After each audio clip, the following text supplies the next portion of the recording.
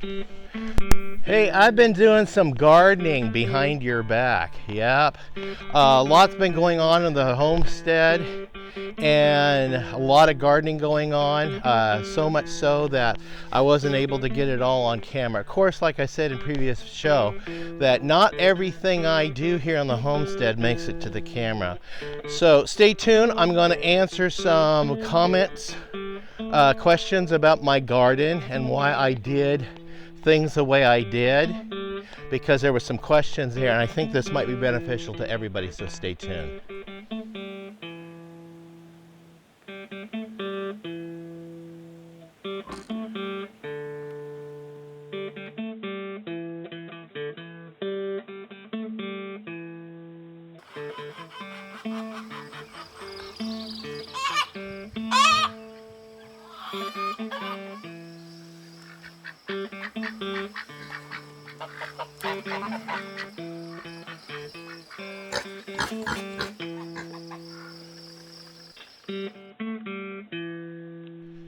Hello folks, welcome back to Pine Meadows Hobby Farm. I'm your host Jerry Hanson. This is my garden. This is the garden series of the homestead, and I wanted to share with you guys some of the stuff that I've been doing in my garden. I took a bed back there and I planted some of the early spring crops I could get away with planting, and I've been following the chart on what I can grow in zone 8. I live kind of like between zone, I think it's between zone 8 or 9. It's more of a moderate climate here because we're tucked between, we're kind of like at the tail end of the Cascade Ranges, kind of going into California. But for the most part, we don't have the serious long, deep freezes that some of the nation has, especially across the Midwest in the Great Lakes states. Yeah, nice place to live. Plus the altitude, the clean air coming in from the oceans. It's really great. But anyway, what I planted over here in this back garden, let me take you back there and I'll show you. I planted some beets. I started a row of beets. I got a row of radishes, purple radishes. One of my fans sent me some purple radishes. We planted those. I also got a row of cauliflower, the purple cauliflower variety she gave me. I also planted a row of lettuce and a couple of different types of Swiss chard. One Swiss chard was the purple variety that, again, my fan sent me, and another one was the Swiss chard that I got in that food bank that I featured in a previous video. I'll go ahead and leave a link down below for you guys to be able to purchase that seed bank or a seed bank like that from Amazon. But anyway, watered it in and covered it with this rice straw mulching. The difference between the rice straw and the regular straw is rice straw doesn't have the seeds in it that would cause weed growth, unwanted weed growth.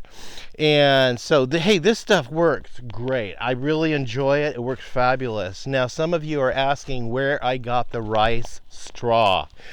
I don't know if it's available everywhere, but it just so happened when I was down at our local feed store, it just so happened that when I went in to get some straw for mulching the garden, the gal asked me, well, do you want the regular straw or the wheat straw? It's like, whoa, wait a minute. Wheat straw? What's that? So she told me. So I opted for that. I've never heard of it before either. But we live close to the California border at the southern edge of the Cascade Mountain Range. And just over the border down a little bit, they have major rice fields. Colusa, California, all that area. I had a friend that had his big rice farms down there at Colusa. Anyway, they take their rice straw and then they can bale it and then bring it up and distribute it around to different markets, which is great. It's a secondary product, a byproduct of growing rice that they can market. And it's really advantageous to us farmers. So that's where I got the rice straw. I think down in the central south, they grow rice down there, so you can check your markets down there. I'm sorry it's not available everywhere. So that's what I started in this garden. I also wanted to point out something over here. As you can see, I expanded this garden. in the one episode I planted asparagus and strawberries, and then I went ahead and planted an extension. Now, one of the questions that one of my viewers pointed out is they noticed plastic down along the bottom of my bed, because they pointed out that asparagus root needs to grow down and grow. They sometimes grow deep, sometimes 11 feet into the soil. That's deep. I mean, that's seriously deep. I don't have the luxury of having deep soil, so just about this far down underneath my soil is solid, hard rock. I'll show you right here. What you see right here is what I have growing below the surface of my soil. That's primarily, for me to get deep roots, I have to go with a raised bed. I suppose I could have held out and really built up a big deep box. I still might do that for next year, because I'm still learning about gardening, this type of stuff I've never planted before. But I might have to go with a deep raised bed specifically just for the asparagus, because their roots are so deep. But when my thought was, when I knew that the roots go deep, but since my roots can't go deep, I planted them this way so the roots would fan out and still grab the nutrients and still anchor the plant. Plus, each plant will have a cage over it, like one of these cages, to be able to prop it up, because those things will get upwards of maybe 6 to 8 feet tall, so they'll need a support them when you let them go to fern. And you do want, I've learned that you do want to let them go fern at the end of the growing season. You can continue harvesting the second year. Don't harvest the first year, but continue harvesting the second year, and then onwards from that. But the first year you want your roots to get established. So I have no choice, because of the depth of my soil, either go with a deep bed, which I don't have the materials for that. I'll continue looking for that, and maybe in the future I can transplant them or just plant some additional ones in great big deep beds. I've seen one guy that did them into deep bed, but I don't know where he gets that container, or where you can come up with something like that. Because if I do something like that, I want it to be like a galvanized metal, so it doesn't rot or rust. And that way I can just pack it full of mulch and nutrients and soil and all kinds of organic material, and let those roots just go out and have their way, with the microorganisms in the soil.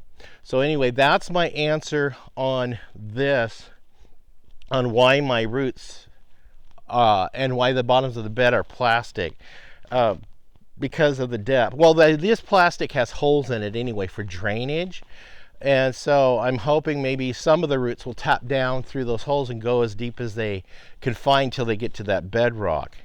And now in this bed I planted potatoes. I found we got some variety of red and yellow potatoes, and then we've got some red potatoes, and then I've got russet potatoes.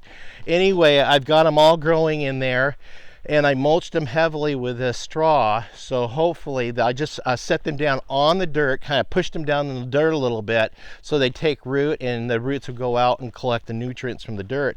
But the plants and the potatoes will grow out across the surface inside of this straw, and that way all I have to do is just pull the straw back and harvest the potatoes. So I mentioned in that video when I planted the potato bed that I would plant the potatoes in here every year, year after year, and not rotate the crop. One of my viewers noticed that potatoes is one of those crops you want to rotate, and I agree with her. But I can't, because if you have a large garden area and you can have the ability to rotate, then yeah, by all means rotate your potato crops, because you shouldn't plant a root crop in the same spot year after year, because you're going to end up with the depletion of nutrients, and also you're going to end up with diseases coming in. So what I explained to her, and what I failed to teach you guys, is this crop will be planted like right now early in the year. I'm going to get 3 crops out of this bed, but they're going to be 3 different crops. So my first crop of the year is obviously potatoes. So the potatoes will not be grown again in this bed for at least 12 months. Next February I'll plant them again. But when I harvest the potatoes, or I'll go in and plant right behind the potatoes, I'll go ahead and plant some leafy crops like Swiss chard, and maybe I want to try some bok choy. I'm going to put in some kale and get those leafy crops in here, because we do eat a lot of salad, because my wife and I eat a lot of salad. So we're going to do a lot of lettuce, and you can put onions in here also. So we'll do that crop after the potatoes are harvested. So that crop will grow, and before that crop is harvested, we'll go in behind that and plant beans as a third crop later in the year. And it'll by the time we harvest the beans, it'll be the end of the year, and the fall, winter will be setting in. So the beans will fixate nitrogen back in the soil.